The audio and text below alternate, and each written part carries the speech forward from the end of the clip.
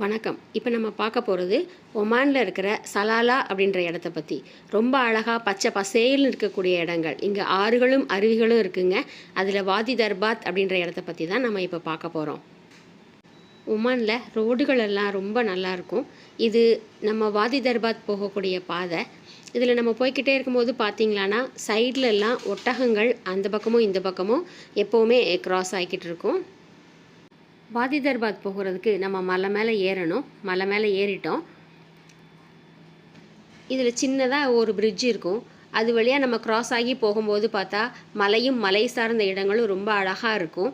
இப்போ சம்மருங்கிறதுனால கொஞ்சம் ட்ரையாக இருக்குது. ஹரீஃப் சீசனில் ரொம்ப நல்லாயிருக்கும். இந்த பிரிட்ஜை தாண்டினோன்னே நம்ம நல்ல ஒரு பள்ளத்தை பார்க்க முடியும். அதில் தாங்க ஆறும் அருவியும் இருக்குது.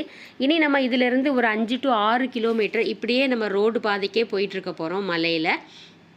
அப்படி மலையில் போய்கிட்டே இருக்கும்போது நம்ம சில இடங்களில் மலை முகட்டை போய் தொடுறது மாதிரி ஒரு ஃபீல் இருக்கும்.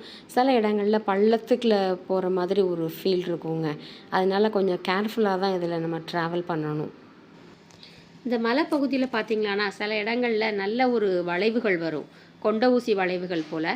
ஆனால் ஒமானில் ரோடு ரூல்ஸ்லாம் நல்லபடியாக கரெக்டாக ஃபாலோ பண்ணுறதுனால அவங்கவுங்க பாதையில் கரெக்டாக வருவாங்க. அதனால் கர்வ்ஸில் வரும்போது நம்மளுக்கு எந்த விதமான பிரச்சனைகளும் இருக்காது.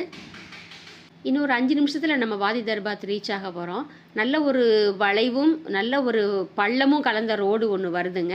இது முடிஞ்ச உடனே நம்மளுக்கு வாதி தர்பாத் வந்துட்டோம். ஒரு கேமல் நம்ம காரை பாஸ் பண்ணி போகுது. பெரிய மலைக்கும் 2 மரங்களுக்கும் இடையில 2 குட்டி ஃபால்ஸு. பெரிய ஃபால்ஸில் தண்ணி இல்லை, சின்ன ஃபால்ஸில் மட்டும்தான் தண்ணி வருது. நல்ல தண்ணி குளிர்ச்சியாக இருந்தது. அதனால் அடிக்கிற வெயிலுக்கு சமத்தியாக ஒரு குளியல் போட்டாச்சுது. குட்டி ஃபால்ஸ் தானே அப்படின்னு நினைக்காதீங்க. இந்த இடத்துல ரொம்ப ஆழம் இருக்குது.